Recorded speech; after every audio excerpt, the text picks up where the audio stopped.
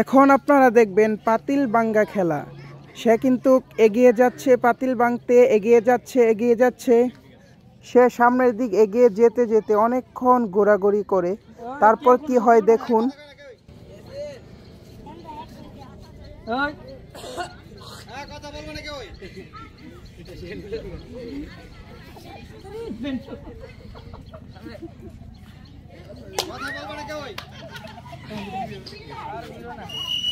খেলা শুরু করো, তুমি তোমার পজিশনে খেলো।